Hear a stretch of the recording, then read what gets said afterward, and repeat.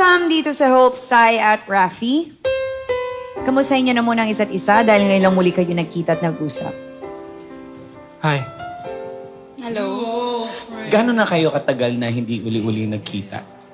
Last year, Last year. Sai, anong gusto Sai, mong tanungin oo. sa kanya? kumusta? Yan. Ito, okay lang. Na-miss mo ba ako? Anong klaseng tanong yan? Oh my Anong God! klaseng Anong tanong yan? klaseng tanong yan? Pero wait muna, Alex, no? Ibalik mo muna natin kung paano nagsimula ang inyong relasyon. Saan kayo nagkakilala? Say. Bali, magkasama kasi kami sa work before.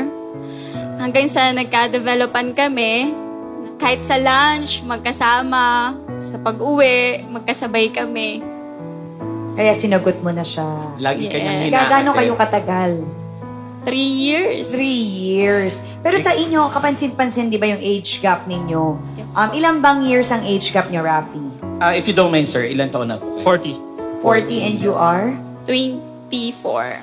Pero, bakit naman kayo nag-away o ba't kayo nagkahiwalay? Kwento mo sa amin, Sai. Nangyari po yun nung 2020 din. Ayun, may nag-message sa akin na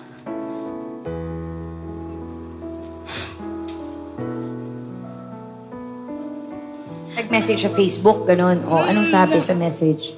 may family pala siya. May? Family na. May anak at asawa, tama ba? Sa loob ng 3 taon, tinago niya yon. Sa isa't isa, kaya naman ito na ang panahon para basahin nyo ang letter na hinandaan ninyo sa isa't isa. Uunahin natin si Sai. Dear Ralph, naalala mo pa ba yung tawagan natin? Ako si Wifey, ikaw si Happy. Happy ako ng happy. Ngayon pala happy ka na ng iba. Para akong tanga, no?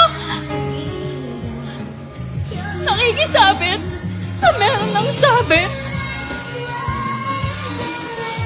Hindi ko man lang alam. Tanga ko, di ba? Knowing na hindi ko na naramdaman ang panloloko mo sa akin. Nung una, hindi ko alam may anak ka. Nung nalaman ko, pinatawad kita kasi ang sabi mo, wala na kayo ng nanay ng mga anak mo. Sa tuwing uuwi ka sa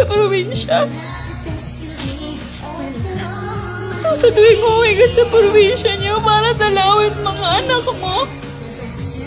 At out of coverage ka, lobat, deadbat, ubus na ubus ang excuses mo nun. Pero okay lang, kasi anak mo naman yun eh. Pero hindi nagtagal. Nalaman kong kayo pa rin pala ng nanay ng mga anak ko po. Pinagsasaway mo kami. Kaya naisip kong lumayo na lang sa'yo. Kasi 3 taon mo pala akong niloloko. Kala ko kung matanda ka na, mature ka na. Pero hindi pala kung matanda na ang tao. Hindi ka kayang manloko.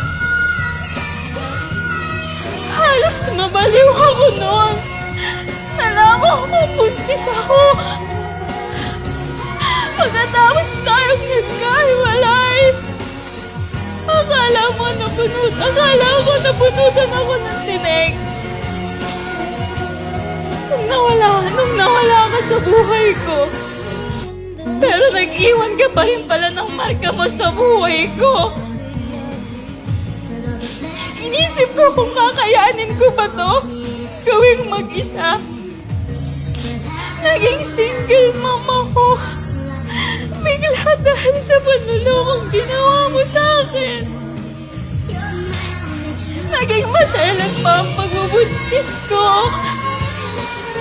Pero kinaya ko lahat.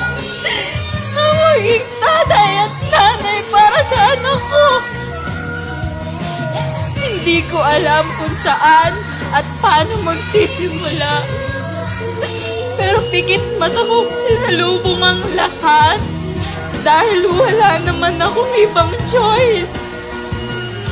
Ayaw kong ilipat sa anak ko ang pagkakamali ko.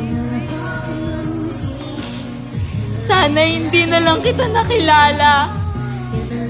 Pakiramdam ko, nagsayang ako ng 3 taon sa taong hindi ako kayang panindigan. Hindi kasi ako yung tipo ng babaeng sisira ng pamilya. Mahal mo ako, pero sa ginawa mo, mas mahal mo ang sarili mo. 2 kaming niloko mo. Para po na ng kulang dyan sa puso mo. Binigyan ako ng Lord ng lakas at tapang na gawin ang lahat ng to mag-isa. Sa kanya na lang ako pumapit kasi kailangan kong pumuntaw sa'yo. Anak! Kaya ang nararamdaman natin ang kasama mo ngayon. Kung ako halos mabaliw na, paano pa siya na mas matagal mo nang kinakasama?